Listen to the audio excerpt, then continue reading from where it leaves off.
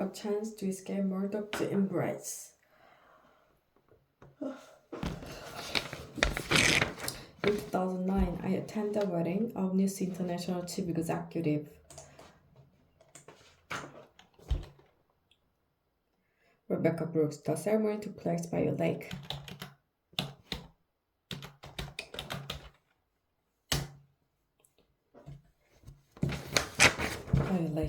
At a country estate, I stood next to the TV presenter, Piers Morgan, while Paul Deck, Daily Mail editor, was a few yards away.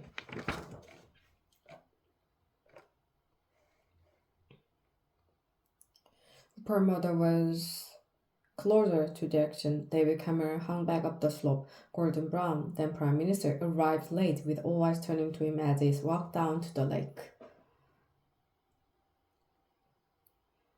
At the reception, I had a brief conversation with Mr. Cameron. I said I hope he would not win the upcoming election, but that if we did, and if he wanted to act to improve political debate and standards in the press, I would support him. For some time, the journalist in me had known that the relationship between politics and the media was not serving the public, but it was my first-hand experience of this developing culture of views and negativity that convinced me Britain's press and 24-hour news were making it more difficult for elected leaders to govern. It's got worse, hasn't it? He said. I replied that he would be a much stronger prime minister were he to take office, not feeling he owed anything to the big media groups. At that point, Mr. Murdoch joined us, and we changed the subject. Perhaps we should not have done so. That we did, however, illustrated something of the dishonesty at the heart of what are essentially political and commercial relationships. It is not easy to do what Ed Miliband, Labour leader, did last week, make himself an enemy of some of the media's most powerful forces. He was right that Labour got too close to News International, but he was also right that, given the media bias against it, he knew why we tried to level the playing field.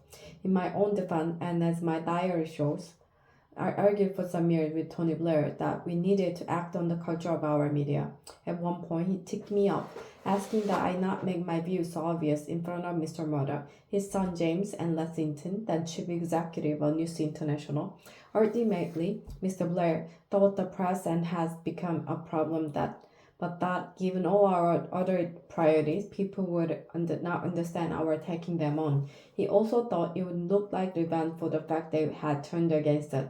And there were political considerations too. Trying to govern and win elections is hard enough without the press being against you.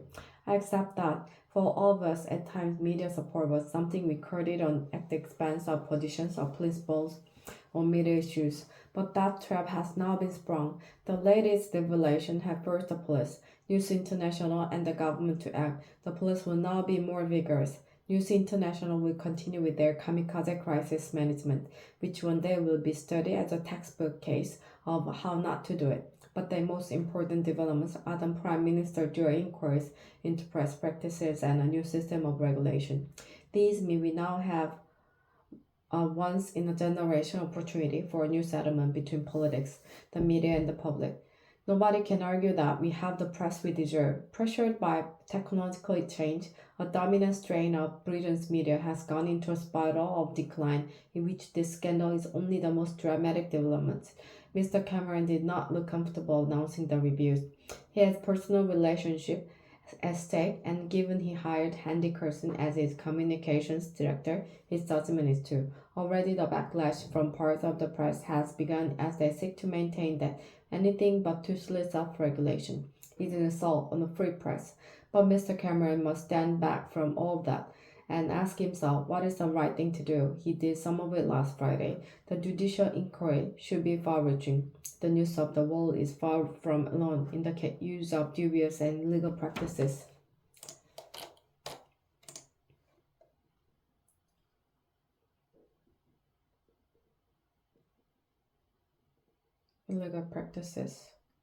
As widely ignored reports from the Information Commission have shown, parts of Britain's media reminds me of the trade union before Mrs. Thatcher. They feel untouchable. As I say above, Labor could and should have done more to deal with Mr. Farabee. But just as the MP's expenses scandal emerged from the failure of Mrs. Thatcher's government to tackle MP salaries, so the system by which she showered honors on editors and owners, a practice to which we put an end with a rule that no serving editor could be honored, means she too has something to answer for.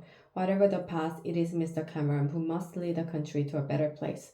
Mr. Miliband has shown himself capable of playing a good and principled part, and so should the public. Ultimately, political debate will only improve if the public want it to. If they channel the anger at recent events into an assessment of what kind of papers they read, whether they really want to live on a diet of celebrity, trivia, negativity, and abuse, to coin a phrase, we are all in this together.